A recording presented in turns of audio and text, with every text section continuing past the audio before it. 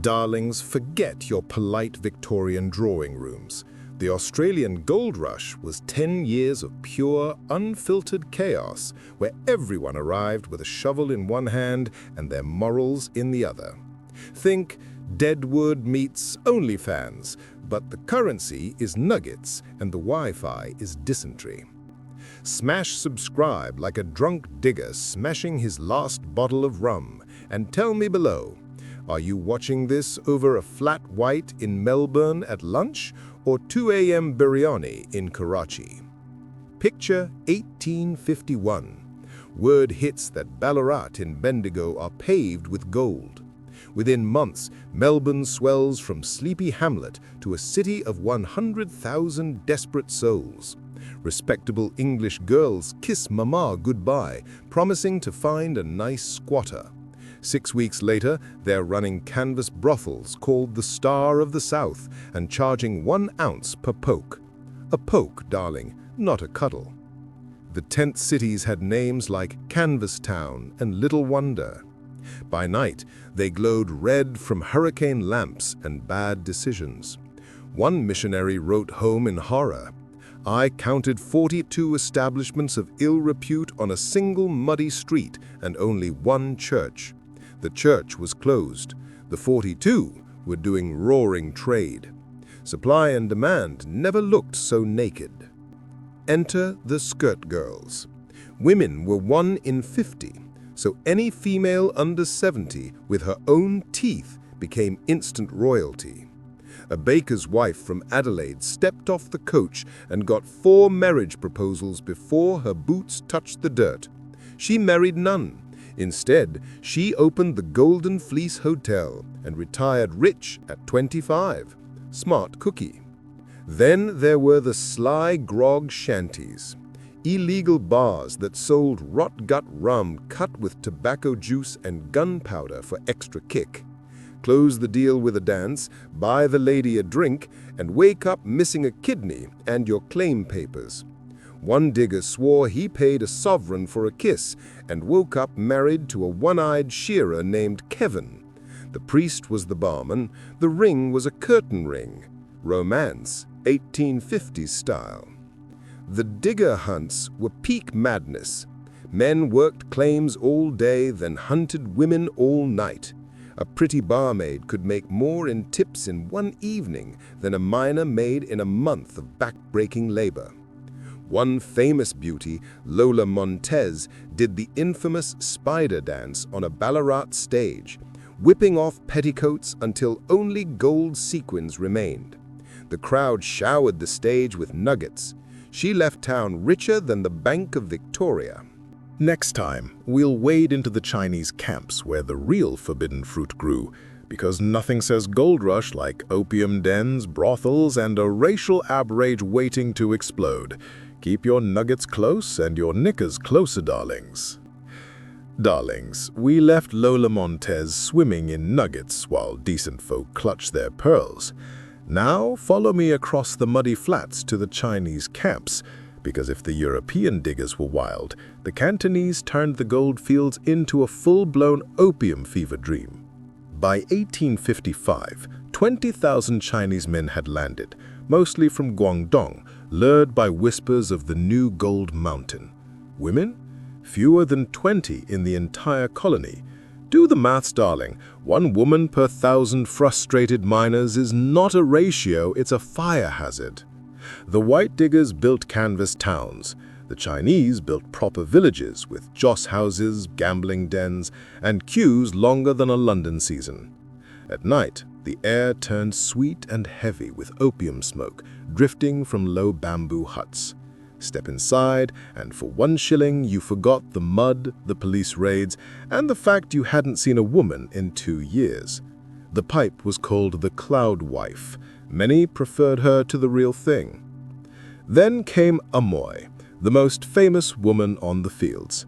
She arrived in 1856 under contract to a Sydney syndicate and was promptly auctioned on the steps of the Charlie Napier Hotel. Highest bidder got exclusive rights for 6 months. The winning price? 400 ounces of gold dust. That's roughly 3 million today. She paid off her contract in 9 weeks and opened her own establishment called the Celestial Palace. White miners queued alongside Chinese. Equality at last, just horribly expensive. The police hated it. They rode in on protection raids, smashing pipes, confiscating gold, and dragging girls off for health checks. One trooper's diary brags, rounded up 6 celestials and 1 very accommodating female, shared the female, kept the gold. The governor called it law and order, the miners called it Tuesday. The fan-tan parlors doubled as brothels. Lose at cards upstairs, win downstairs. One Welsh digger lost his entire claim in a single night, woke up naked in the creek and still swore it was worth it. The girl sent him a thank you note written on the back of his own claim deed. Savage. Then there was the lotus shoe fetish. Rich Chinese merchants paid extra for girls with bound feet. The smaller, the better. 3-inch golden lilies were gold themselves. One miner wrote home, "I saw a man pay 50 ounces just to watch a woman walk across a room. She needed 2 sticks. He needed a doctor. Colonial Tinder, darling. Swipe right for deformity." The Lambing Flat riots of 1861 finally exploded. White diggers drunk on racism and cheap rum burned the Chinese quarter to the ground. They cut off queues, raped the few women they could catch, and rolled drunkenly into the ashes, singing "Rule Britannia." Parliament called it regrettable.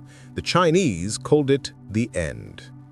Next, we'll dig into the bushrangers and the women who loved them, because nothing says romance like a loaded Colt and a price on your head. Keep your powder dry and your petticoats higher, darlings. Darlings, we last saw the Chinese camps burning while white miners sang patriotic songs over the screens. Now turn your gaze to the bush, because out there the real devils rode horses and the angels usually carried knives. Enter the bushrangers, Australia's homegrown highwaymen with better suntans and worse manners than Dick Turpin. Gold was heavy, escorts were few, and the roads were long. Perfect recipe for a gentleman robber to relieve you of your dust, your dignity, and occasionally your daughter. Ned Kelly was still in short pants, but his predecessors were already legends. Captain Melville held up the Ballarat coach in 1853, wearing a silk top hat and nothing below the waist except boots and a grin. He took the gold, kissed the prettiest passenger, and left her a nugget for the inconvenience. She named her next son Melville. Mothers were simpler back then. Then there was Mad Dan Morgan, who shot men for snoring and seduced their widows before the bodies cooled. One station owner returned from town to find Dan rocking on his veranda, drinking his brandy and rocking his wife. Dan greeted him with, "G'day, mate, your missus makes a lovely cuppa." The husband moved to Tasmania. Smart man. The women who loved them were worse. Mary Ann Ward ran the gang known as the Fancy Boys. She scouted coaches by day, rode with the boys by night, and warmed whichever bed needed warming. When the traps finally caught her, she was pregnant by 3 different members. The magistrate asked who the father was. She smiled and said, "The one with the fastest horse, Your Honor." Case dismissed for laughter. Black Sally was another gem. Half Aboriginal, half Irish, all trouble. She guided Ben Hall's gang through the scrub for a cut of the loot and a cut of the leader. When Ben was killed by police, she cut off his trigger finger, wore it on a necklace, and kept raiding solo. The troopers offered a £100 reward. She sent back a note, "Make it 200 and throw in a decent saddle." They paid. The troopers tried everything. They formed the Gold Escort, armed to the teeth with rifles and righteousness. The Bushrangers formed the Welcome Party, armed with charm and chloroform. One escort sergeant woke up tied to a tree, trousers gone, and with love from Darky, carved on his chest. He resigned and opened a pub. Sensible career change. The ultimate gold rush romance? Frank Gardner and Kitty Brown. He robbed the Lackland escort of 14,000 ounces. She was the coach driver's 16-year-old bride. Frank took the gold, took Kitty, and took off. They lived happily in sin until the police caught him. Kitty waited 15 years, visited every Sunday, and greeted him at the prison gate with a new baby bump. Dedication, darling. Next, we'll stroll into the grog shanties and dance halls, where the real fortunes were lost, because nothing empties a pocket faster than a pretty girl and a crooked faro table. Keep your revolver loaded and your heart locked, darlings.